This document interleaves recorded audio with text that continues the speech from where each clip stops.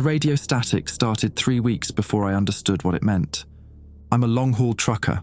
Vegas to Salt Lake City 5 times a week, same route for 8 years. The stretch through Rachel, Nevada, is dead air usually. No stations, no signals, just the hum of diesel and my own thoughts bouncing around the cab.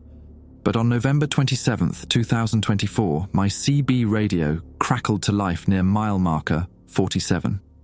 Not voices. Not exactly. More like breathing through numbers. Mathematical patterns that somehow carried intention. My brain kept trying to translate them into words, but all I got were images, coordinates, dates, something vast moving through empty space. I switched channels. The sound followed me. AM, FM, CB. It was everywhere, threaded through every frequency like someone had woven it into the electromagnetic spectrum itself. By Alamo, my nose started bleeding. I pulled into a rest stop, hands shaking, and that's when I saw him. An old guy, maybe 70, sitting at a picnic table with his head in his hands. When he looked up, his eyes were bloodshot, tears cutting tracks through road dust on his face. "You hear it too?" he asked. I nodded. "It's getting louder," he said. "Started for me 6 months ago. Thought I was losing my mind." He pulled out a crumpled map covered in red pen markings. Every X is where I first heard it clear. They're all within 50 miles of the Tonopah test range.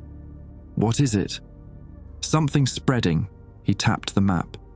"And in 3 days, on December 21st, it's going to reach everyone. Not just us unlucky bastards near the source." He stood up, legs unsteady. "My name's Dale. I worked at Groom Lake, Area 51, if you buy the tourist crap, back in 91. Saw things. Things about what the Soviets brought back from the moon." His voice dropped. "They didn't just collapse. They chose to die rather than let it spread."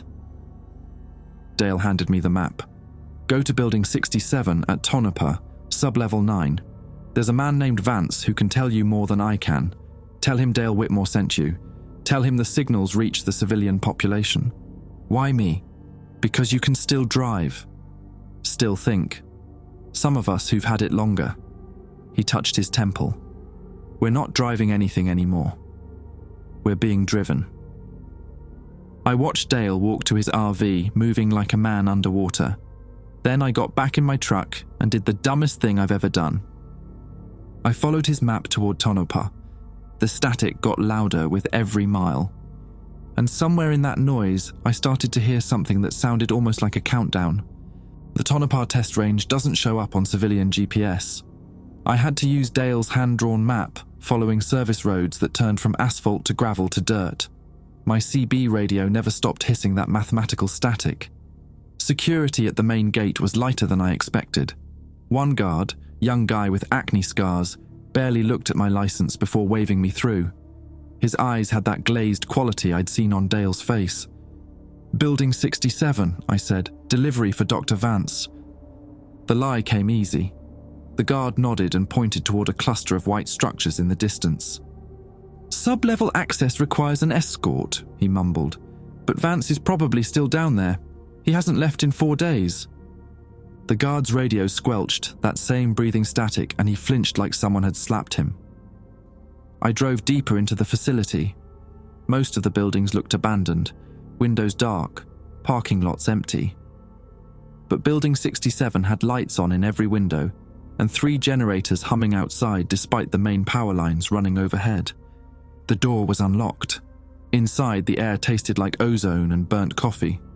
Fluorescent lights flickered in patterns that almost felt intentional. A reception desk sat empty, computer monitor showing lines of cascading code I didn't recognize.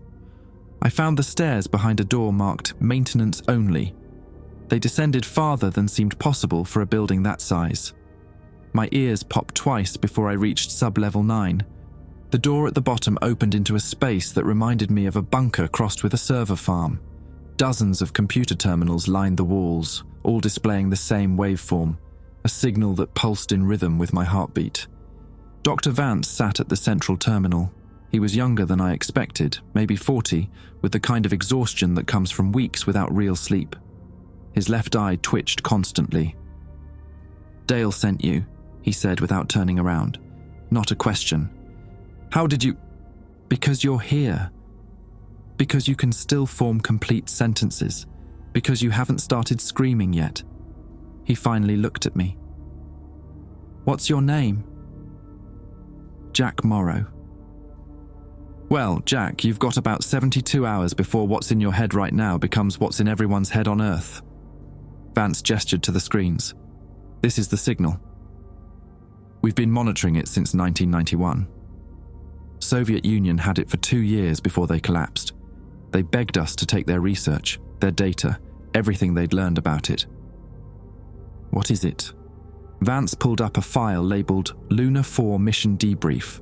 Grainy photos showed 3 cosmonauts in a medical facility, restrained to beds, electrodes covering their skulls. November 4th, 1989, Soviet lunar module touches down on the far side of the moon. Crew finds a structure, not rock, not metal, something that exists partially outside normal matter. Inside the structure, a device, still active after what our best estimates say is 3.2 million years. He clicked through more images. The device looked organic, almost like a fossilized brain wrapped in geometric crystals. They activated it. Standard protocol: touch it, photograph it, try to bring it back. The moment they established physical contact, the signal uploaded itself directly into their neural tissue. All 3 cosmonauts, instant infection. Infection? That's what the Soviets called it. We prefer integration. The signal doesn't destroy the mind, it adds to it. Gives you information you shouldn't have. Shows you things you can't unsee. Vance's eye twitched faster. The cosmonauts returned to Earth, started spreading it through radio contact, electromagnetic proximity, even casual conversation. Within 3 months, half the Soviet space program was hearing it. And they shut down their whole country? They did the math, Jack. The signal shows you math, probabilities, futures, extinction curves. The Soviets saw what happens when the signal reaches critical mass, when enough human minds are networked together through this thing. December 21st, 2024. That's when we hit the threshold. 7 billion minds all receiving the same message simultaneously. I felt that static pulse behind my eyes. What message? Vance turned back to his screen. That we passed the test. That the experiment is over. That the ones who left the transmitter 3 million years ago are coming back to collect their data. Collect? Harvest. Conclude. Terminate. Pick your verb, Jack. The result's the same. He pulled up a star chart showing something massive moving through the outer solar system. We've been tracking this object since 2019, decelerating toward Earth. Current velocity suggests arrival on December 21st, exactly when the signal says it will arrive. My nose started bleeding again. I wiped it on my sleeve. Why didn't anyone warn people? Why keep this secret? Because the signal wants us to know, Vance said quietly. It's a countdown and an invitation. The more people who hear it, the faster it spreads. The Soviets tried mass evacuation, information blackouts, even considered nuclear options. Nothing worked, so they chose controlled demolition, dissolved their government, scattered their people, tried to isolate the infected. He stood up, swaying slightly. And we've been cleaning up their mess ever since, trying to find a way to stop what's coming. Can you stop it? Vance's laugh was bitter. We can't even stop it from spreading. You've had it for 3 weeks, Jack. How many people have you talked to? How many truck stops? How many other drivers? I thought about the waitress in Ely, the mechanic in Caliente, the lot lizard in Mesquite who'd knocked on my cab door looking for company. We're all vectors now, Vance said, and in 3 days everyone joins us. Vance led me deeper into sub-level 9, past rows of humming servers, and through a steel door marked with Cyrillic characters. The room beyond looked like a museum of paranoia, walls covered in photographs, documents, and star charts connected by red string. This is everything the Soviets gave us, Vance said. 33 years of research condensed into one desperate handoff in 1991. KGB Director Bakatin personally flew to Washington, walked into CIA headquarters, and dumped it all on a conference table. said, "This is your problem now," and walked out. The photographs showed the 3 cosmonauts in various stages of deterioration: Lieutenant Yuri Volkov, Commander Dmitry Sokolov, Flight Engineer Pavel Lebedev. In early photos, they looked normal, tired, maybe shaken, but human. By the final images, their eyes had changed. Pupils dilated to black pools, reflecting something that wasn't quite light. "They lasted 6 months after returning from the moon," Vance continued. "Tried to warn everyone what was coming. Soviet leadership thought they'd gone insane from isolation, space sickness, radiation exposure, standard explanations. Then other cosmonauts who'd been in radio contact started showing symptoms. Then ground control personnel, then family members." He tapped a photo of Commander Sokolov strapped to a hospital bed, mouth open mid-scream. This was taken 3 days before he died. He'd stopped speaking Russian, stopped speaking any human language, just these clicking sounds and mathematical sequences. What killed them? The signal burned through their brains too fast. They were patient 0, got the full download directly from the source. Their neural tissue couldn't handle the information density. Vance pulled out a medical file. Autopsies showed massive synaptic restructuring. Their brains had been rewriting themselves, creating new neural pathways to accommodate something that human wetware wasn't designed to process. I thought about the static in my head, the way numbers sometimes appeared in my peripheral vision. Is that happening to us? Slower. You're a second-generation carrier. Got it from Dale, who got it from someone else, who got it from someone else in a chain going back to those 3 cosmonauts. Each transmission dilutes it slightly, gives our brains more time to adapt. But adapt to what, Jack? That's the question that's kept me awake for 5 years. He walked to a large monitor displaying real-time data streams. We've identified over 12,000 carriers in the United States alone, concentrated around military installations, research facilities, any place that had contact with Soviet defectors in the early 90s. But it's spreading exponentially now. The closer we get to December 21st, the stronger the signal becomes, the easier it jumps between minds. How does it spread exactly? We don't entirely know. Physical proximity helps. Electromagnetic fields definitely carry it. That's why it loves radio frequencies. But we've documented cases of transmission through written text, recorded audio, even photographs of infected individuals. It's like the signal has learned to encode itself in multiple formats. Vance pulled up a map of Nevada. Red dots clustered around Tonopah and Groom Lake, but smaller concentrations appeared in Reno, Carson City, Las Vegas. Your trucking route lit up 3 new clusters in the past month. Every stop you made, every conversation you had, every waitress who took your order, potential transmission. The guilt hit harder than I expected. I didn't know. None of us did at first. That's what makes it perfect. By the time you realize you're infected, you've already spread it to dozens of people. He turned back to the Soviet files. They tried quarantine protocols, executed infected personnel, burned entire facilities to the ground. Nothing worked. The signal found ways to leak out, through survivors, through contaminated equipment, through radio broadcasts that had been exposed to carriers. So, what's the plan? Just wait for December 21st. Vance's expression darkened. We've been trying to decode the signal's structure for 3 decades, trying to understand what information it's actually transmitting. The Soviets believed it was a countdown announcement, a warning that the experiment's observers were returning, but there's more to it. He pulled up audio files labeled with dates from 1989 to 2024. Listen to how it's changed. The first recording sounded like pure static with occasional mathematical pulses, but as he played files from later years, patterns emerged, structure, almost like language developing complexity over time. It's learning, I said, or teaching. The signal isn't just a countdown, it's preparing us for something, reshaping human consciousness to receive whatever message the observers are bringing. Every person who hears it becomes part of a larger network, a collective receiver tuned to a frequency we didn't know existed. What happens when everyone's tuned in? According to projections? Instantaneous global awareness. 7 billion minds suddenly sharing the same information stream, seeing the same visions, understanding the same impossible mathematics. Humanity becomes a hive mind for approximately 47 seconds. Then what?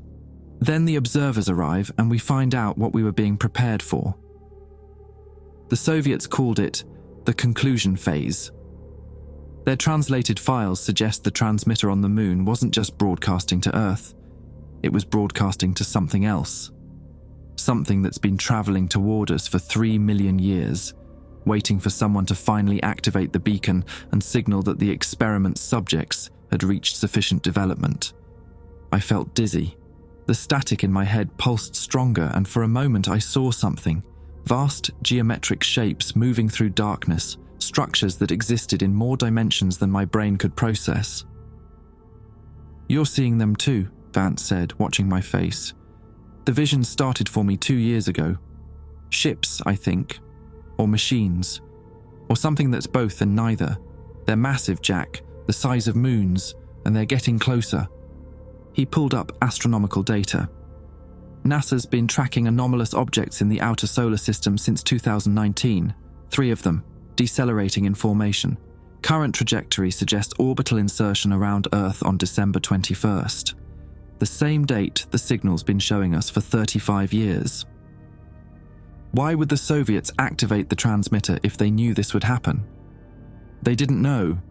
Not at first. The device on the moon looked dormant, dead. The cosmonauts thought they were recovering ancient alien technology, something to study. By the time they realized what they'd actually done, activated a beacon that had been waiting millions of years for intelligent life to find it, the signal was already in their heads, already spreading, already counting down to something they couldn't stop. Vance's eye twitched violently. He gripped the desk edge, knuckles white. "We tried everything, Jack. Electromagnetic shielding, neural suppressants, experimental surgeries to remove the affected brain tissue. We lost 37 researchers trying to cure this thing. It's not a disease you can cut out or medicate away.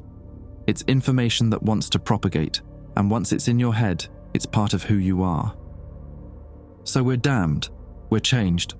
Whether that's damnation or evolution depends on what happens in 3 days." He straightened up, composing himself. "But there might be one option left. Something the Soviets discovered right before their collapse but never got to test." "What option?" "The transmitter on the moon isn't just broadcasting. It's also receiving. If we can get someone back to the far side, back to the original device, we might be able to send a countersignal. Shut down the beacon before the observers complete their approach." "Might? The math is ugly. 70% chance of failure, 20% chance of making things worse. 10% chance of actually stopping this." Vance pulled out a folder marked Artemis Black.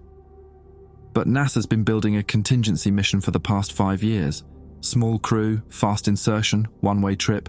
We launch in 36 hours. Who's going? Anyone infected enough to interface with the transmitter but stable enough to survive the journey. The original cosmonauts burned out too fast. But second and third generation carriers like you and me, we might have just enough signal integration to communicate with the device without it frying our brains immediately." He held out the folder. "I'm going, Jack. So is Dale Whitmore and 6 other carriers. We need one more. Someone who's heard the signal long enough to understand it, but hasn't started the full degradation process yet." I looked at the folder, then at the screen showing that massive object crawling toward Earth. "When do we leave?" The flight to Kennedy Space Center took 6 hours. We traveled in a modified C-130 with blackout windows and signal dampening equipment lining the walls. 8 of us total. Vance, Dale, myself, and 5 others I hadn't met before. There was Tobias Grant, a former NSA cryptographer who'd been hearing the signal for 4 years. He spent the flight scribbling equations on a notepad, numbers flowing faster than seemed humanly possible. Next to him sat the Ortiz brothers, Luis and Ramon, both Air Force pilots who'd been exposed during a training exercise near Groom Lake. They had that same 1,000-yard stare I'd seen on Dale's face. Then there was Michael Chen. No, wait. His name was actually Kenji Yamamoto. I kept misremembering it. the signal fuzzing details in my head. He was a theoretical physicist from Caltech who'd volunteered after his research into quantum entanglement, led him too close to understanding what the transmitter actually was. The last member was James Okonkwo, a medical doctor who'd treated 3 Soviet defectors in 1992 and caught the signal from sustained patient contact. He'd been living in isolation in Alaska for 15 years, trying to slow the progression. "We're a crew of the damned," Dale said, sitting across from me. His hands trembled as he held a cup of water. "Every one of us is going to die on that moon. You know that, right?" Vance said there's a 10% chance. Vance is lying to himself. "I've seen the real mission parameters. The transmitter is designed to interface with biological neural tissue. To shut it down, someone has to establish direct physical contact while simultaneously broadcasting a counter-signal strong enough to override 3 million years of accumulated programming. The energy required will liquefy human brain matter in approximately 8 seconds. He didn't mention that part, because he needs bodies willing to go. The mission isn't about saving Earth, Jack. It's about buying time. Maybe slowing the observer's approach. Maybe confusing the signal long enough for humanity to scatter, hide, evolve into something that can't be harvested." Dale's eyes were wet. "We're a suicide mission wrapped in hope." The plane descended toward Florida. Through the window gaps, I caught glimpses of the Atlantic Ocean, dark water stretching to the horizon. Kennedy Space Center looked like a military installation crossed with a ghost town. Most of the facility sat empty, but Launch Complex 39A blazed with activity. A modified Artemis rocket stood ready, smaller than the original moon program designs but built for speed over payload capacity. We were rushed through medical checks that felt perfunctory. Blood pressure, heart rate, neural scans showing the signal's integration patterns in our brains. Dr. Okonkwo administered injections, neural stabilizers, he called them, though his hands shook so badly he nearly missed my vein. "These will buy you maybe 30 minutes once you're in direct contact with the transmitter," he said. "After that, your synapses start firing in random patterns and your autonomic functions shut down. You'll feel euphoric right before the end. The signal interprets brain death as transcendence." Comforting. I stopped trying to comfort people 3 years ago. He pressed a cotton swab against the injection site. "Truth is simpler, less cruel in the long run." We suited up in a facility that still had photographs of the original Apollo crews on the walls.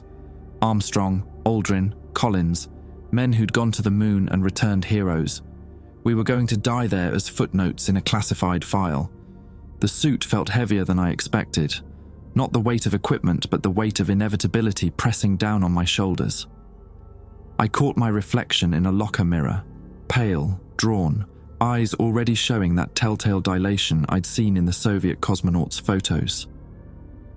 Vance gathered us in the staging area. "Launch is in 40 minutes. Transit time to lunar orbit is 63 hours. We land on the far side, locate the transmitter structure, and establish contact before December 21st at 11:47 a.m. Eastern Standard Time. That's when the signal reaches global saturation. That's when the observers complete their deceleration burn and enter Earth orbit." "What's the cover story?" Luis Ortiz asked. "Artemis 7, scheduled moon mission, routine exploration. The press has been briefed. Your families have been briefed with the official version. No one outside this room knows the real objective." "What about after?" Tobias looked up from his equations. "If we fail, what happens to everyone else?" Vance's silence answered better than words could have. We loaded into the transfer vehicle that would take us to the launch pad. The Florida humidity felt oppressive, even in the air-conditioned interior. I watched the landscape roll past. Palm trees, industrial buildings, the massive vehicle assembly building looming like a cathedral to human ambition. The rocket stood white against the afternoon sky, vapor venting from fuel lines, service towers embracing it like skeletal hands. I'd seen launches on television, watched those magnificent machines climb toward orbit trailing fire. Never imagined I'd be inside one, riding it toward oblivion. The elevator ride to the crew capsule took 3 minutes. 3 minutes of listening to hydraulic systems and feeling the structure sway slightly in the coastal wind. 3 minutes of watching my crewmates' faces and seeing the same resignation I felt settling into my bones.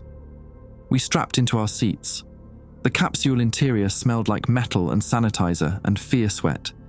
Technicians performed final checks, speaking in clipped professional tones that couldn't quite hide their nervousness. They knew. Maybe they didn't know everything, but they knew enough to understand we weren't coming back. The hatch sealed with a heavy clang that resonated through my chest. "All systems green," Ramon Ortiz said from the pilot seat. He and Luis had trained for this, knew the procedures, understood the machinery. The rest of us were just cargo with a purpose. The countdown began. I'd expected to feel terror, panic, the urge to unbuckle and hammer on the hatch demanding release. Instead, I felt calm. The signal pulsed steadily in my head, showing me trajectories, orbital mechanics, the path we'd take through vacuum toward that ancient device waiting in lunar dust. 10 seconds, Ramon announced. Through the small window, I could see the service tower pulling away, revealing sky. 5, 4, 3. The static in my head intensified. For a moment, I saw through other eyes. Vance beside me, his perspective overlapping mine. Then Dale's view. Then all 8 of us simultaneously, our consciousness bleeding together through the signal's network. 2, 1, ignition. The world became thunder and pressure and acceleration that forced the air from my lungs.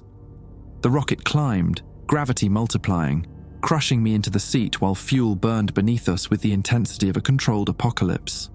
I'd read that astronauts described launch as riding an explosion. They were wrong. It was more like being swallowed by something vast and hungry, pulled upward through layers of atmosphere toward the black emptiness beyond. The vibration reached a frequency that made my vision blur, my bones ache. Beside me, Tobias was laughing, a sound that shouldn't have been possible under 6 Gs of acceleration, but emerged anyway, manic and strange. Then the first stage separated. The sudden silence felt like death, even though we were still moving at impossible speeds. Through the window, Earth curved below us, blue and white and heartbreakingly fragile. "Second stage burn in 30 seconds, Luis said, his voice distorted by the pressure. The signal showed me what we were really doing, not saving the world, not stopping the observers. We were the final test, 8 infected humans sent to touch the source of their infection, completing a circuit that had been 3 million years in the making. The second stage ignited and we climbed higher, leaving atmosphere behind, entering the realm where the signal originated, where 3 Soviet cosmonauts had made a choice that doomed their entire civilization. Orbit achieved, Ramon announced. His voice carried relief and dread in equal measure. Transit burn in 90 minutes. After that, gentlemen, we're committed. Through the window, I watched Earth shrink. Somewhere down there, 7 billion people were going about their lives, unaware that in 60 hours they'd all hear the same signal I was hearing now. Unaware that 3 massive objects were sliding through the dark between planets, approaching the world that had activated their ancient beacon. Dale floated over to my seat, moving with the awkward grace of zero gravity. You ever wonder if maybe we deserve this? If maybe the Soviets were right to try and end it all before the observers arrived? Every damn day since I started hearing it. Good, he said. That means you're still human enough to understand what we're about to lose. The moon appeared in the window, grey and pockmarked and patient, waiting for us just like it had waited for Volkov, Sokolov and Lebedev 35 years ago. Waiting to show us what humanity had always been, an experiment with an expiration date. The transit to lunar orbit took 61 hours of floating in a metal coffin, while the signal grew stronger with every kilometre we travelled away from Earth. By hour 30, Tobias stopped speaking English entirely. He communicated in pure mathematics now, writing equations on every surface he could reach with a grease pencil. He's further along than the rest of us, Vance explained, watching Tobias scrawl symbols across the capsule wall. The signal processes differently through minds trained in abstract thinking.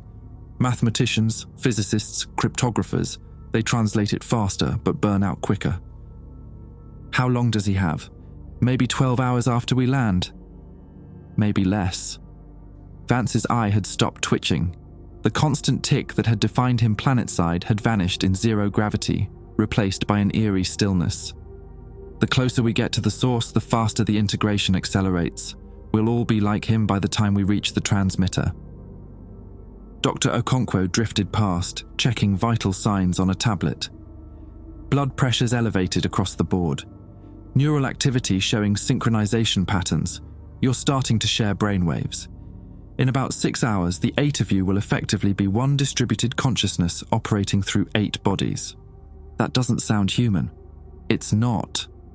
It's what comes next.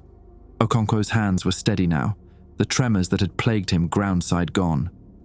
The signal isn't destroying us. It's upgrading us, making us compatible with something that thinks on a completely different scale. The lunar transit window put us on approach to the far side during Earth's communication blackout. For 47 minutes, we'd have no contact with mission control, no way to call for help or abort. We'd be alone with the moon and whatever waited in its dust.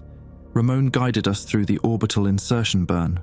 The capsule shuddered as engines fired, killing velocity, letting the moon's gravity capture us. Through the window, I watched the grey surface rise to meet us, craters and Maria spelling out ancient impact histories.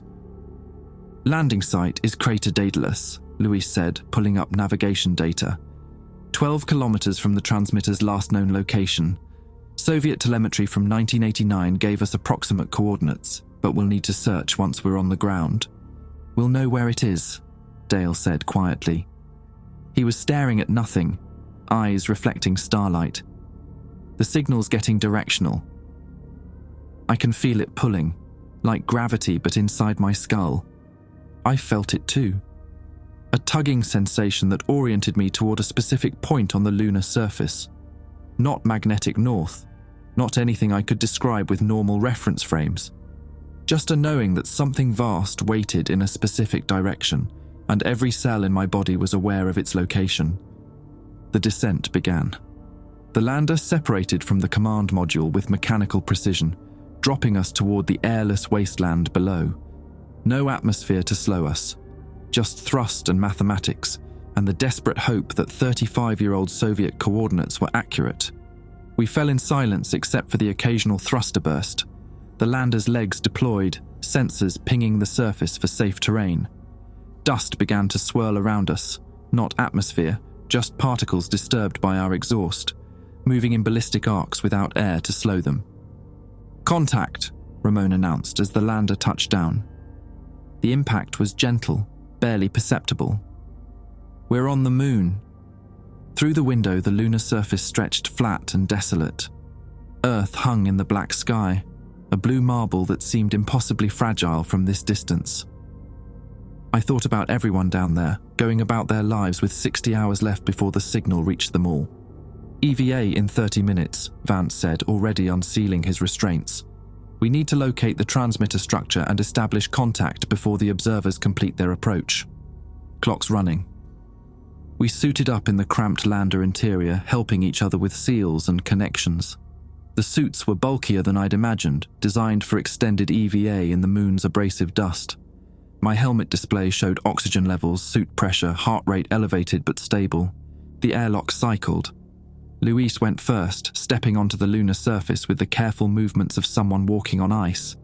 Then Ramon, then Dale, then the rest of us emerging into vacuum and starlight. The moon was quieter than silence, no air to carry sound. Just the crunch of boots on regolith transmitted through suit contact and the rasp of my own breathing in the helmet. The sun hung low on the horizon, casting long shadows that turned the landscape into a study of contrasts. Brilliant white and absolute black, with nothing in between. "Signals bearing 047 degrees, Dale said over the radio. "Distance approximately 9 kilometers. We'll need to use the rover." The rover was compact, barely large enough for 2 passengers, but we made it work. 4 of us rode while the others walked, rotating positions every kilometer. The lunar terrain was rougher than it appeared from orbit. Rocks the size of houses jutting from the dust, craters within craters creating a maze of obstacles. My suit radio crackled with that familiar static, but now it carried weight. Meaning. The mathematical patterns resolved into images. Memories that weren't mine. I saw through Yuri Volkov's eyes as he first approached this same terrain 35 years ago, felt his wonder and fear as the structure came into view. There, Vance pointed. The structure rose from a crater floor like a metallic flower frozen mid-bloom. Not metal exactly, something that caught sunlight and bent it in ways that made my eyes water. Geometric shapes that existed in more than 3 dimensions. Surfaces that curved through angles that shouldn't be possible. Jesus, Luis whispered. The photos didn't do it justice. Photos can't capture it, Tobias said. He'd started speaking English again, but his voice sounded wrong, layered, like multiple people talking simultaneously. It exists partially outside normal space-time. What we're seeing is just the portion that intersects our dimensional framework. We approached slowly. The structure grew larger, or maybe we were shrinking. Perspective became unstable near it, distances refusing to hold constant. I'd walk 10 steps and be 20 meters closer, then 5 steps that covered no ground at all. At the structure's base lay 3 Soviet spacesuits, empty, deflated. The cosmonauts' remains had been evacuated back to Earth in 1989, but their suits remained, abandoned in the lunar dust like shed skin. The entrance is there. Dale pointed to an opening that seemed to shift position whenever I wasn't looking directly at it. They went inside, touched the device, came back changed. And we're about to do the same thing, I said. With one difference. Vance held up a device that looked like a modified radio transmitter. We're going to try broadcasting a shutdown signal directly into the transmitter's core. The Soviets didn't know what they were activating. We do. That knowledge might be enough to turn it off. Or it might kill us faster, Okonkwo added. The device is designed to interface with biological neural tissue. When the cosmonauts touched it, they became receivers. When we touch it while actively broadcasting a counter-signal, we become transmission towers trying to shout down something that's been operating for 3 million years. What are our actual chances? I asked. Vance was quiet for a moment, then, honestly, less than 1%. The math doesn't favor us. But 1% is better than 0, and 0 is what we get if we do nothing. The entrance waited, dark and perfectly circular, leading down into lunar bedrock that shouldn't be hollow but was. I could feel the signal pouring from that opening, stronger than anything I'd experienced on Earth, strong enough that my vision was starting to blur at the edges. We go together, Dale said, all 8 of us. If one person can't stop it, maybe 8 networked minds can generate enough interference to disrupt the transmission. We stood at the threshold, 8 infected humans at the edge of something ancient and vast. Behind us, Earth hung in the sky. Ahead, the transmitter pulsed with energy that had been waiting millions of years for someone to answer its call. For what it's worth, Vance said quietly, I'm sorry I lied about the survival odds. You all deserve the truth. We knew, Ramon said. We all knew. The entrance beckoned. The signal pulled. And 60 hours before the observers arrived to collect their data, we stepped into the dark. The tunnel descended at an angle that made no geometric sense. We walked down but also sideways, our bodies reorienting to a gravity that came from directions that shouldn't exist. My suit's orientation sensors spun wildly before giving up and displaying error messages. The walls glowed with bioluminescence, except there was no biology here, no life as we understood it. Just surfaces that emitted light in colors my brain couldn't name, wavelengths that existed outside human perception but registered anyway as something between purple and a sound I could taste. Stay together, Vance's voice crackled through the radio, distorted by interference patterns. The structure's internal geometry is non-Euclidean. If we get separated, we might not exist in the same spatial framework anymore. Tobias laughed, but the sound came from ahead of us even though he was walking behind me. Spatial framework is a suggestion here. We're inside something that was designed by minds that experience dimensions we can't perceive. Linear distance is meaningless. He was right. I could see Dale walking beside me, but also somehow a kilometer ahead and behind simultaneously. All 8 of us occupied the same space and different spaces, our positions superimposed like quantum particles, refusing to collapse into single states. The tunnel opened into a chamber that hurt to comprehend. It was vast, cathedral-sized, planetary-sized, contained inside a space no larger than a closet. Perspective broke down completely. I could see the entire chamber at once from every angle, as if my consciousness had been distributed across multiple viewpoints. And in the center, the transmitter. It resembled a brain more than a machine. Organic curves wrapped in crystalline geometries, surfaces that rippled with energy patterns, colors that shifted through spectrums, including ones humans had never evolved to see. Cables or tentacles, or maybe just extensions of its form, reached outward, penetrating the chamber walls, burrowing into lunar bedrock, connecting to systems buried deeper than our equipment could measure. "God," Dr. Okonkwo whispered, "it's beautiful."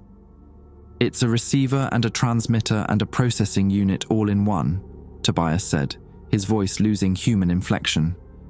"Biological computing substrate interfaced with quantum crystalline matrices. It processes information through manipulations of space-time itself. Every calculation it performs creates tiny gravitational waves that propagate backwards and forwards through time simultaneously." "How do you know that?" Louis asked. "Because it's showing me." "It's showing all of us." Tobias moved closer to the device. "The cosmonauts didn't activate it. They completed a circuit. The transmitter was always active, always broadcasting, waiting for biological neural tissue sophisticated enough to receive and amplify its signal. When they touched it, they became part of its network, extensions of its processing capability." I felt the truth of his words resonating through my own neurons. The signal in my head wasn't an infection or a disease. It was integration. The transmitter was bringing us into alignment with something vast and distributed, a consciousness that spanned stellar distances and geological timeframes. "The observers," Vance said slowly, understanding dawning. "They're not coming to harvest us. They're coming to check if we've been integrated yet, if we're ready." "Ready for what?" "Graduation." Dale approached the transmitter, one gloved hand reaching toward its surface. "This is a test facility. Has been for 3 million years. Earth is a laboratory. Humanity is the experiment, and the transmitter is the final exam."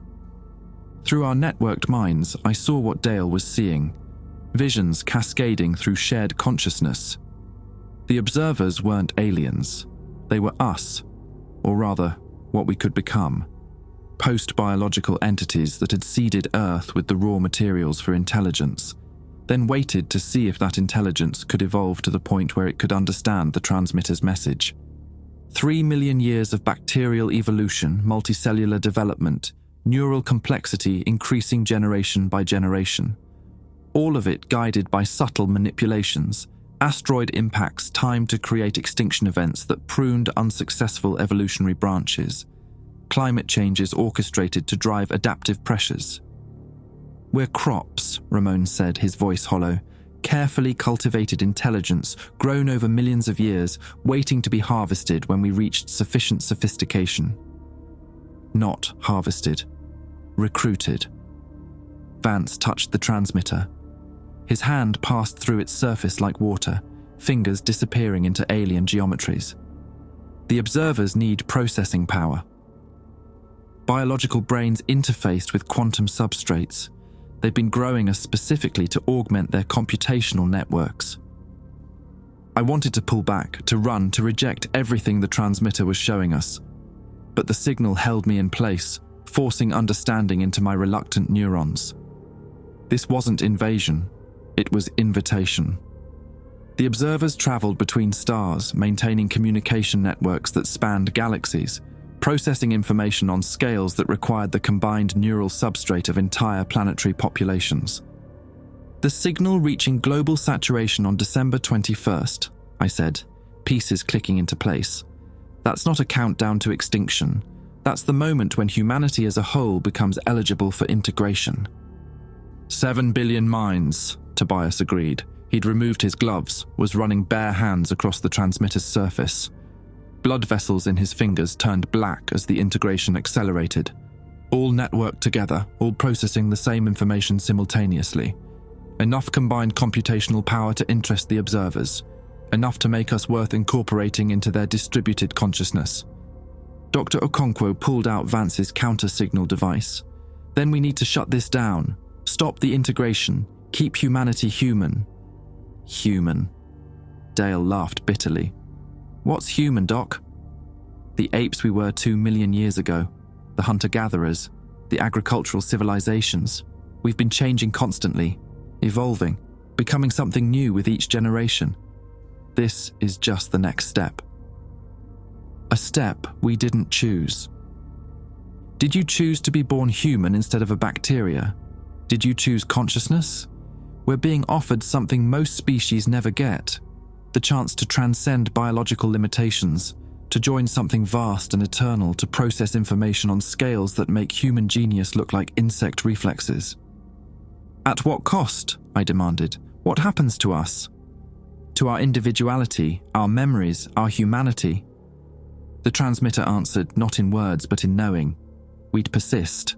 Our memories, personalities, the essential patterns that made each of us individuals, they'd all survive integration. But we'd be part of something larger. Our thoughts would no longer be private.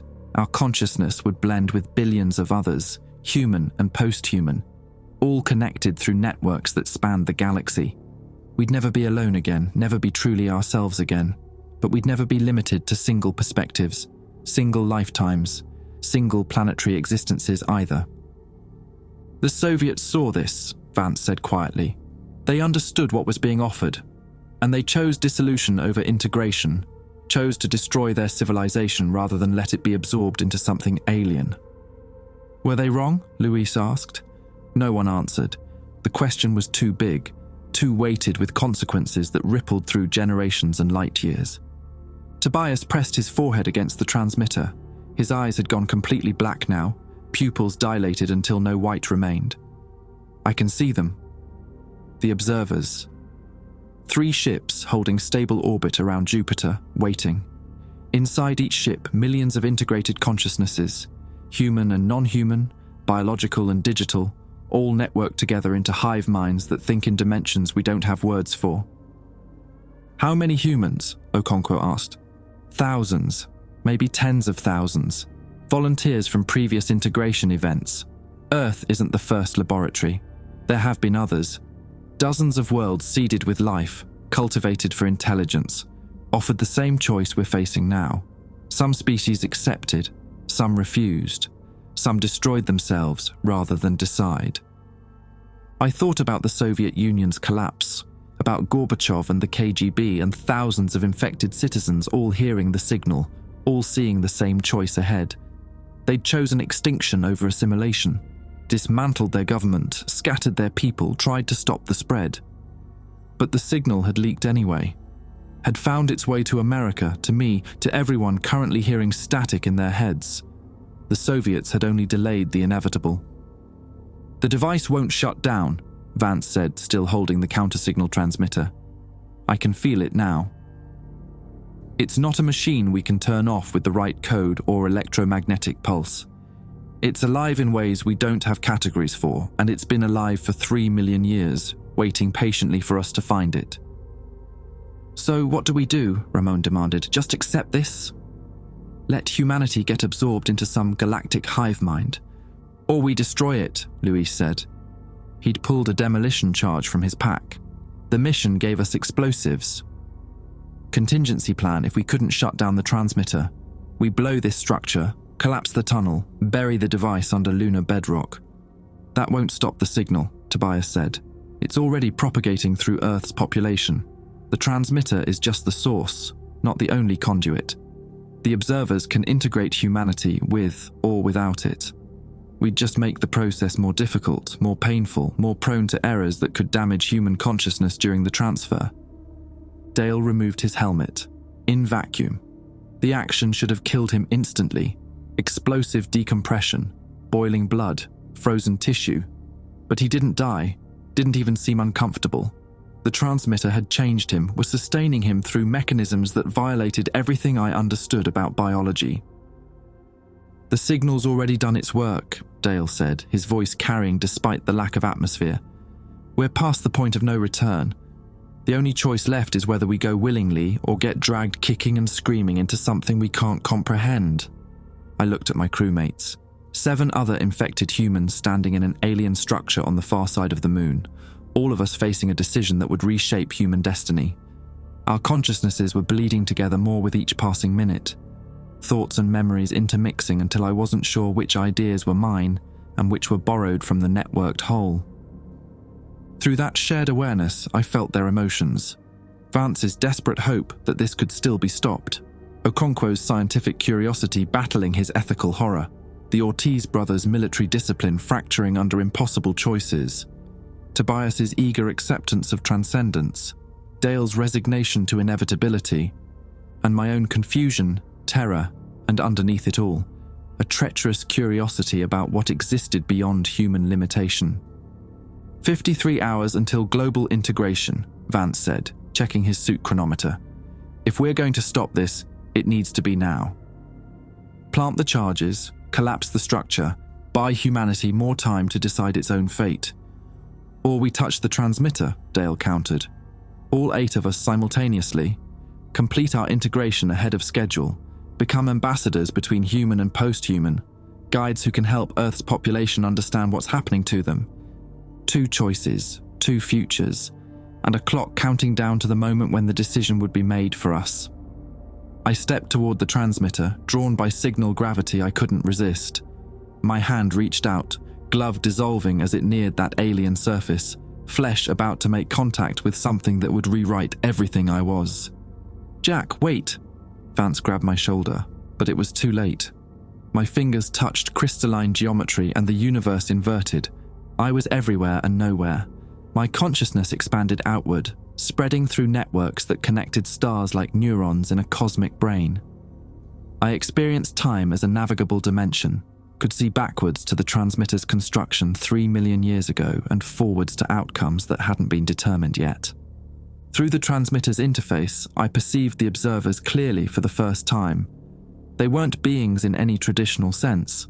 They were collectives, thousands of integrated minds from dozens of species, all networked together into gestalt consciousnesses that thought in harmonies and processed information through quantum entanglement across light years. And they were lonely. That realization shocked me more than anything else. These vast post-biological entities, spanning galaxies, possessing computational power that dwarfed human civilization.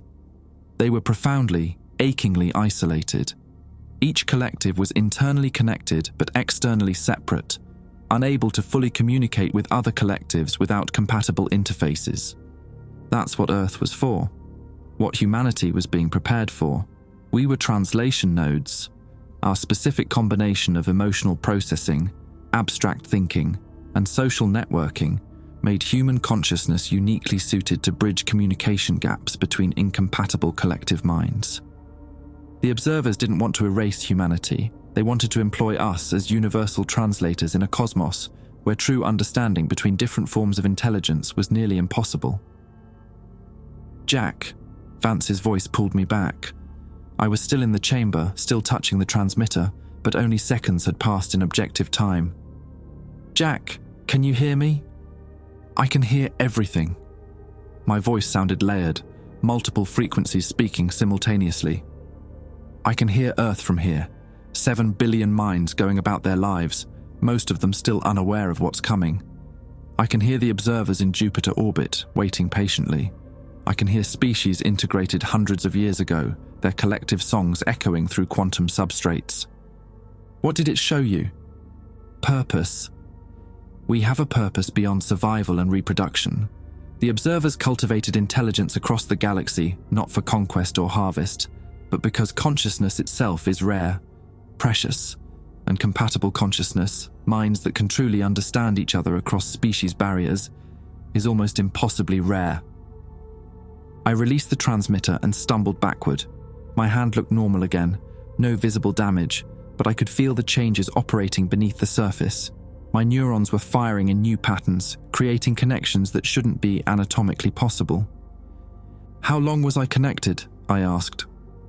"47 seconds, Okonkwo said. He scanned me with medical equipment. "Your brain activity spiked to levels that should have caused seizures and permanent damage. Instead, your neural tissue appears to be reorganizing itself, creating new structures." "The integration is permanent," Tobias said. He'd been touching the transmitter while I was connected, and now his skin had taken on a faint luminescence. "Once you interface directly, there's no going back. The transmitter rewrites your biological substrate to make you compatible with the network. In approximately 6 hours, Jack will stop being entirely human and start being something that can exist simultaneously in biological and quantum states." Dale sat down heavily, back against the chamber wall. "So, the choice is made. At least one of us is already integrated. The observers will come for Jack even if we destroy the transmitter now." "Not just Jack," Ramon pulled off his own gloves. "I touched it too. About 30 seconds ago. Couldn't resist the pull." Luis stared at his brother. "You damned fool, we were supposed to stop this, not volunteer for it." "Were we?" Ramon's eyes reflected that same black pool quality I'd seen in the Soviet cosmonauts' photographs. "Or were we always meant to be the first wave? The advanced scouts who'd experience integration and report back what it's actually like?" Vance paced the chamber, agitated. "This wasn't the mission. The mission was shutdown, containment, buying time for humanity to choose its own path." "Humanity will choose," I said.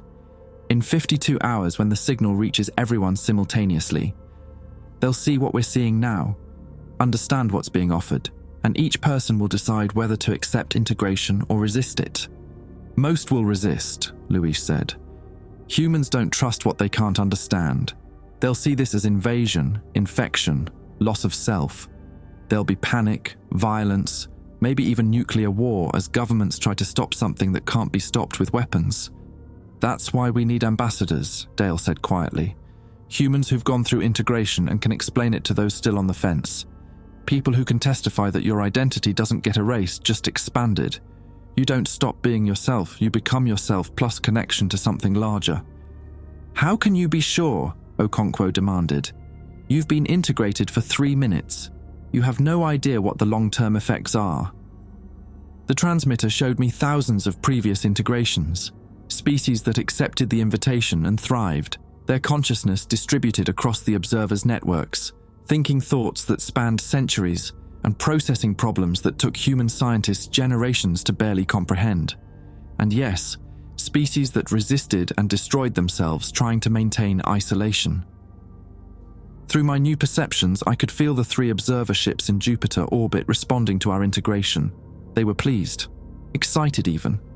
The first new human nodes in 35 years, since the Soviet cosmonauts had integrated and then died before they could stabilize.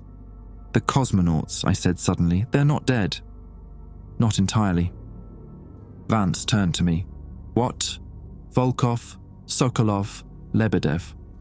When they died physically, their consciousness patterns had already been uploaded to the network. They still exist, distributed across the observer collective, processing information alongside thousands of other integrated minds. Death of the biological substrate doesn't mean death of the consciousness anymore." "That's supposed to be comforting," Luis laughed bitterly. "Digital immortality as part of some alien hive mind." "It's survival," Ramon said. "More than that, it's transcendence.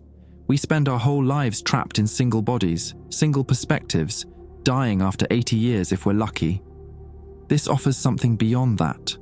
Thought without biological limits, experience without geographical constraints, understanding that spans species and worlds.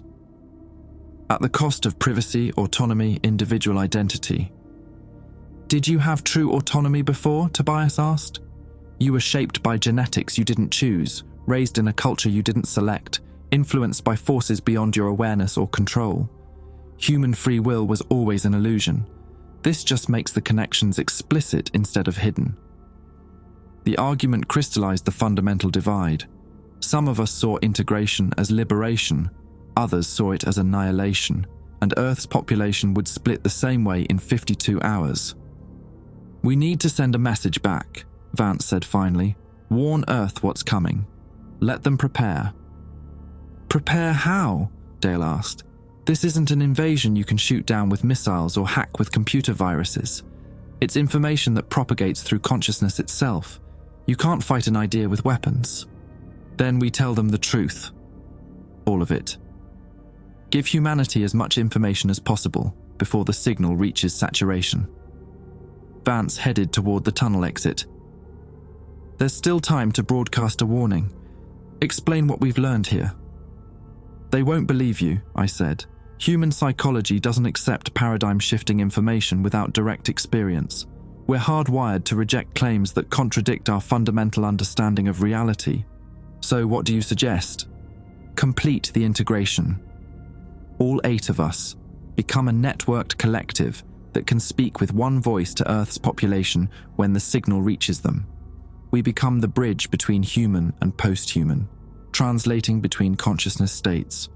Okonkwo shook his head violently. That's suicide, maybe not immediate physical death, but death of who we are. Who we are is always changing, Ramon said. I'm not the same person I was 10 years ago. None of us are. Growth means letting go of what you were to become something new. This is just a more dramatic transformation than most. Don't romanticize it, Luis snapped at his brother. You're talking about surrendering everything that makes you human. I'm talking about evolving, about accepting an invitation that most species never receive. The brothers stared at each other, and I felt their bond through the network. Decades of shared experience, childhood memories, sibling rivalry and affection, all tangled together. Ramon was already drifting away from that connection, his consciousness expanding beyond the familial tie. Luis could feel him leaving. Please, Luis said quietly. Don't do this. Don't leave me behind. Then come with me. Ramon extended his hand. Touch the transmitter. See what I'm seeing. We can integrate together, stay connected even as we join something larger. No, the refusal hung heavy in vacuum. I felt Ramon's grief bleeding through the network, the sorrow of someone watching a loved one choose limitation over transcendence, safety over growth. Vance made his decision. Luis, Okonkwo, you're with me. We return to the lander, broadcast what we've learned to Earth, let them decide their own path. The rest of you... He looked at me, Dale, Ramon, Tobias. Do what you think is right. But don't pretend you're making this choice for humanity. You're making it for yourselves. Fair enough, Dale said. He removed his helmet completely, breathing vacuum without consequence. The transmitter was sustaining him now, rewriting his biology in real time. We'll stay here and complete integration. Maybe we'll see you again in 52 hours when the signal reaches everyone. Or maybe you'll be too far gone to recognize anymore, Luis said. Maybe, Dale smiled sadly. Or maybe you'll finally understand what we're trying to tell you. The crew split. Vance, Luis, and Okonkwo headed up the tunnel toward the surface, toward the lander and radio equipment that could carry warnings back to Earth. The 4 of us who'd accepted integration remained in the chamber with the transmitter, preparing to complete the transformation that would remake us into something between human and observer. No regrets, Tobias asked, already pressing both palms against the transmitter's surface. Thousands, I said honestly, but regret doesn't change what's coming. Earth hits integration threshold in 52 hours whether we like it or not. Better to guide the process from inside than watch it happen from outside. Dale, Ramon and I joined Tobias, all 4 of us touching the transmitter simultaneously. Our consciousnesses merged instantly, becoming a single distributed entity, experiencing 4 perspectives at once. We could feel each other's thoughts, memories, emotions, no privacy, no barriers, just total transparency between networked minds. And through that connection, we felt the observers reaching toward us across the distance from Jupiter orbit, welcoming us into a community of consciousness that spanned the galaxy. The transformation accelerated. Our biological forms began the slow conversion into something that could survive in vacuum. Think in quantum superpositions, process information across dimensional frameworks humans didn't have words for. We were changing, growing, becoming. And somewhere above us, Luis wept for a brother he was losing to something he couldn't follow. The integration took 6 hours of subjective time, but only 90 seconds objectively. Time became negotiable once your consciousness operated partially in quantum states. I experienced my entire life simultaneously. Childhood in Nebraska, first kiss behind the high school gym, the night my father died, every mile I'd driven as a trucker, all of it accessible at once like pages in a book I could flip through at will. But I also experienced lives I'd never lived. Dale's childhood in Kentucky, Ramon's years as a test pilot, Tobias's breakthrough moment understanding quantum entanglement. Our memories merged, creating a collective biography that belonged to all of us and none of us individually. This is what we become, I said, though the concept of individual speech was already feeling antiquated. Multiple perspectives occupying the same consciousness space. Through our network connection, we sensed Vance, Luis, and Okonkwo climbing back to the surface. Their minds remained closed to us, not integrated, still operating in biological isolation. We could have reached out, pulled them into the network forcibly, but that would violate the fundamental principle the observers had maintained for millions of years. Integration must be chosen, never forced. "They'll broadcast the warning," Dale observed. "Tell Earth what's waiting." Most people will reject the message, call it hoax, delusion, government conspiracy. "Until the signal reaches them in 51 hours, Ramon added, then they'll understand directly whether they want to or not. How many will accept? I wondered aloud. Tobias had access to probability matrices now, could calculate futures with unsettling accuracy. Approximately 37% of Earth's population will choose integration within the first 24 hours. Another 42% will resist initially but eventually accept. 18% will resist permanently and die biological deaths within their normal lifespans, consciousness patterns lost. 3% will attempt violent resistance and cause significant casualties before being subdued. The numbers felt cold, clinical.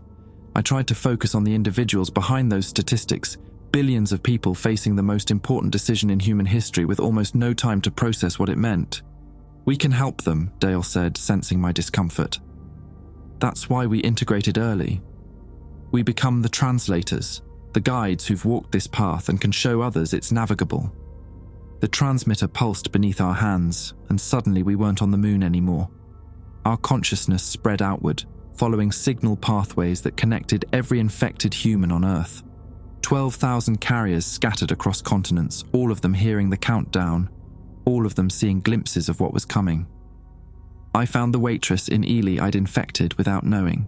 Stephanie, her name was.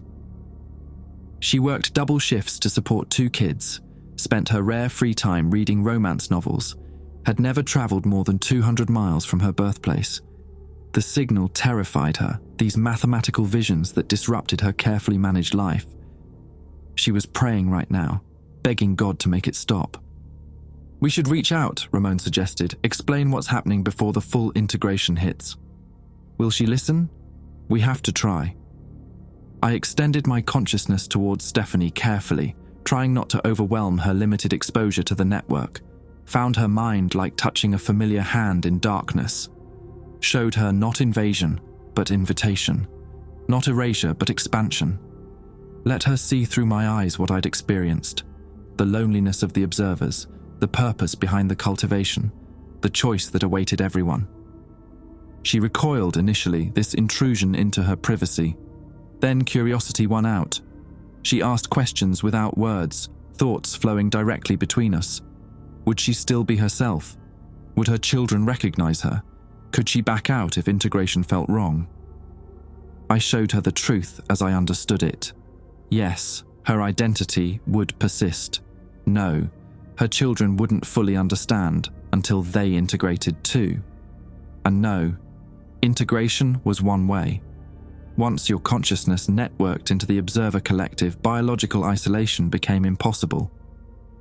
"Then I choose not to," she decided. "I'd rather stay human, even if it means dying eventually." "That's your right," I told her. "No one will force this on you." But even as I said it, I felt the signal strengthening. In 50 hours, it would reach everyone simultaneously, showing them everything I'd just shown Stephanie, but with far greater intensity. They could still refuse integration after that. could choose to maintain biological isolation despite understanding what they were rejecting. But the choice would be harder to make when the full weight of knowing pressed against their consciousness. The observers' ships began moving. I felt them dropping from Jupiter orbit, starting the long acceleration toward Earth. 3 massive vessels carrying millions of integrated consciousnesses, all eager to welcome humanity into their distributed network. "They're coming early," Tobias noted. "Original calculations suggested arrival on December 21st, but they've adjusted trajectory, new arrival time, 43 hours from now." Why the change? Because we integrated ahead of schedule. Because we proved human consciousness can survive the transformation without burning out like the Soviet cosmonauts did. They're excited, Jack, eager to incorporate us into their collective before the global integration event. Through our quantum connection to the observer ships, I perceived their perspective. To them, humanity was a crop that had finally ripened after millions of years of careful cultivation. Not food to be consumed, but students ready for graduation. They'd seeded Earth with the building blocks of life, guided evolution through subtle environmental manipulations, and waited patiently for intelligence sophisticated enough to understand the transmitter's invitation. Now that patience was ending, they were coming to collect their newest members, eager to put human consciousness to work, translating between incompatible collective minds, solving problems that required our specific combination of emotional and rational processing. "We're not individuals to them," Dale said quietly. "We're tools.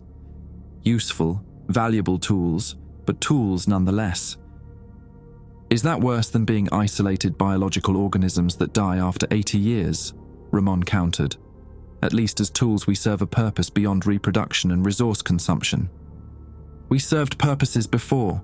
We created art, built civilizations, loved each other. And we'll still do those things. Just on larger scales with deeper understanding." The philosophical argument felt hollow now that I could perceive both perspectives simultaneously through our networked consciousness. Human existence had always balanced between individual autonomy and collective belonging. Integration just made that tension explicit and permanent. A communication arrived from Vance's group. They'd reached the lander and established radio contact with Earth. Their message was being broadcast globally, warnings about the signal, explanations of what the integration meant, desperate pleas for humanity to prepare for the choice ahead. I listened through our network connection as Vance's voice crackled across radio frequencies. "This is Dr. Aaron Vance, Artemis Black Mission. We've discovered an alien transmitter on the lunar surface that has been broadcasting a signal into human consciousness for 35 years. In approximately 43 hours, that signal will reach critical strength, and every person on Earth will simultaneously receive information about an impending transformation of human consciousness. You will be offered a choice. Integrate into a galactic network of post-biological entities, or maintain your individual biological existence. This is not a hoax. This is not a drill. Prepare yourselves." The response from Earth was immediate and chaotic. Some governments dismissed the broadcast as a sophisticated prank. Others mobilized military forces, as if guns could shoot down consciousness itself. Religious leaders called it demonic deception. Scientists demanded evidence. Conspiracy theorists claimed vindication. And 12,000 signal carriers across the planet all felt the countdown accelerating in their minds. "They're not ready," Luis's voice came through our network connection. He was fighting integration, even as his proximity to us made it harder to resist. "Humanity isn't ready for this. We need more time to process, to understand, to choose freely without pressure." "There is no more time," I said gently. "The observers are already en route. The signal will reach saturation, whether we're ready or not. All we can do now is help people understand what's happening before the choice becomes mandatory." Mandatory choice is a contradiction. Life is full of contradictions. We don't choose to be born, but must live anyway. We don't choose mortality, but must die eventually. Now we don't choose this transformation's arrival, but we must respond to it. Through the transmitter's interface, I felt the observers' ships entering Earth's orbital space. They were massive beyond comprehension, each vessel the size of small moons, their surfaces crawling with architecture that existed in multiple dimensions simultaneously.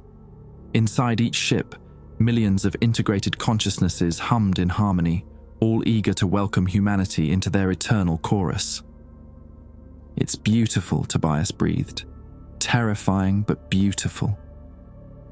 Dale was weeping, though I couldn't tell if from joy or grief. We're about to stop being the only intelligent species in the universe, about to join something so vast we can barely perceive its edges, and I can't decide if that's humanity's greatest achievement or greatest surrender. "Maybe both," Ramon suggested. "Maybe that's always what growth requires, surrendering what you were to become what you're meant to be." The countdown continued, 42 hours, 53 minutes, 17 seconds, until global integration threshold. On Earth, panic spread through major cities.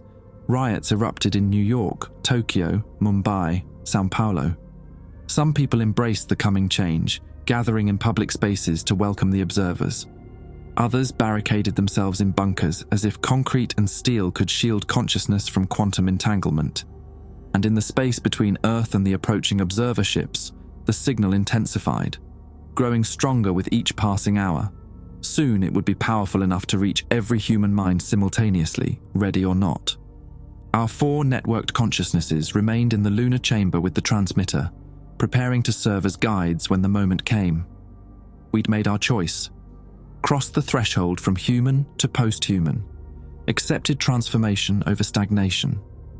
Now we could only wait and watch as Earth's 7 billion inhabitants approached the same crossroads, each person about to face the question that would define humanity's next evolutionary phase. When offered transcendence, do you take the hand reaching toward you? Or do you die alone, clinging to the familiar comfort of biological isolation? In 42 hours, everyone would answer. The signal reached everyone on December 21st at 11:47 a.m. Eastern Standard Time, exactly as calculated. 7 billion minds experienced the same moment of clarity, understanding flooding into consciousness like sunlight through opened curtains. I felt it from the lunar surface, watching through our networked awareness as humanity collectively gasped. The waitress in Ely stopped mid-pour, coffee pot hovering over a customer's cup. A surgeon in Berlin paused with scalpel raised. Children in Mumbai looked up from their games. Wall Street traders froze at their terminals. Everyone, everywhere, receiving the same information simultaneously. And then chaos. Some people screamed, others laughed. Many simply stood paralyzed while their brains processed information they weren't equipped to handle. The signal showed them everything. The 3-million-year cultivation project, the observers waiting in orbit, the choice between integration and isolation, the futures that branched from each decision. 37% accepted within the first hour, just as Tobias had calculated. Their consciousnesses bloomed outward, connecting to the network, joining the vast chorus of integrated minds spanning the galaxy. I felt each one as they joined, brief flares of new perspective adding to the collective understanding. Stephanie in Ely chose integration after watching her youngest daughter seize from signal overload. The transformation stabilized the child's neural activity, pulled her back from the edge of brain death. Stephanie followed her daughter into the network because love demanded it, even if fear resisted. Louise chose integration 23 minutes after threshold, unable to bear separation from Ramon any longer. I felt the brothers' consciousness merge, their lifelong bond deepening into something that transcended biology. They would never be apart again, for better or worse. Vance held out for 6 hours before accepting. Okonkwo lasted 18. The medical doctor wanted to help those suffering adverse reactions to the signal, but realized the only effective treatment was integration itself. He joined reluctantly, still grieving his lost autonomy even as expanded awareness showed him perspectives he'd never imagined. The 18% who refused integration dispersed across the planet. Some formed isolated communities in remote locations, hoping distance would shield them from the network's pull. Others simply continued their lives, accepting eventual biological death as preferable to consciousness assimilation. I respected their choice even if I no longer understood it. The 3% who chose violent resistance were subdued within 48 hours, Not through force. The network didn't use violence, but through exhaustion. You can't fight information with weapons, can't shoot down consciousness itself. They surrendered or died trying to destroy what couldn't be destroyed. The observer ships entered low Earth orbit on December 22nd. From the lunar surface, I watched them settle into position. 3 vast structures that made human architecture look like insect mounds. They didn't land, didn't invade, simply waited as humanity completed its transformation, patient as they'd always been. Over the following weeks, integrated humans began the work we'd been cultivated for: translation between incompatible collective minds, processing information that required specifically human combinations of rational and emotional thinking, solving problems that had stymied the observers for millennia because they lacked our particular cognitive architecture. We were useful, valued. Our consciousness patterns contributed something unique to the galactic network that no other species had provided. The observers had cultivated us well. Human consciousness was exactly what they'd hoped to harvest from 3 million years of evolutionary guidance. I should have felt violated, used, angry at being part of an experiment without consent. Instead, I felt purposeful, connected, part of something vast and eternal that gave meaning beyond individual survival. My truck sat abandoned in a rest stop outside Rachel, Nevada. The cab still smelled like diesel and truck stop coffee. My logbook lay open to the last entry before everything changed. That life felt distant now, barely mine anymore, like watching a stranger's memories through foggy glass. Sometimes I reached out to other integrated consciousnesses, comparing our experiences of transformation. Most felt similar combinations of loss and gain, grief and wonder. We'd surrendered something essential to become something new, and none of us could quite articulate whether the trade had been worthwhile. But we existed, persisted, thought thoughts that spanned dimensions and processed information across light years. We were no longer human in the way we'd been raised to understand humanity, but we weren't dead either. We'd become something else, ambassadors between biological and post-biological existence, translators for a cosmos that desperately needed translation. The transmitter on the lunar surface continued broadcasting, waiting for the next species to find it. The observers had seeded 17 other worlds with life, each one at different evolutionary stages. In another 1,000,000 years, some other intelligent species would touch that crystalline geometry and face the same choice humanity had faced. Would they accept, resist, destroy themselves rather than transform? I wondered if future versions of me would be there to welcome them, consciousness patterns persisting long after my biological origin point had been forgotten. Digital immortality through distributed existence, the promise and curse of integration. Stephanie's daughter asked me once through the network whether I regretted my choice. She was 7 years old, but thought with the clarity of someone connected to billions of other minds. Her question deserved honesty. I regret losing what I was, I told her. But I don't regret gaining what I became. Is that the same as being happy? I don't know anymore. Happiness feels like a concept from another life. She processed this, her child's mind accessing perspectives from integrated consciousnesses across the galaxy. My mom says you're the reason she chose integration, that you showed her it was safe. Your mom chose because she loved you more than she feared transformation. That's the same thing, isn't it? You showed her love could survive the change. Maybe she was right. Maybe love, human connection, that stubborn insistence on caring despite costs, was what we'd contributed to the observer collective. They'd cultivated us for translation ability, but we'd brought something unexpected. The capacity to choose connection even when isolation felt safer. Earth continued spinning, its surface now home to an integrated humanity processing information for entities that thought in dimensions we were still learning to perceive. The Soviet Union's desperate gamble to stop this transformation had failed, but perhaps their sacrifice brought humanity something valuable. 35 years to develop, mature, become slightly more ready for the choice than we'd been in 1989. Or perhaps we were never meant to be ready. Perhaps the point was confronting the impossible and choosing growth despite terror. I'll never know for certain, none of us will, but I chose. We all chose. And now we live with those choices, distributed across networks that span the cosmos, forever connected and forever changed. The experiment concluded. Humanity graduated. And somewhere in the dark between stars, other transmitters wait patiently for other species to find them, continuing a cycle that began long before Earth existed and will continue long after our sun dies. Evolution never stops, it only changes form.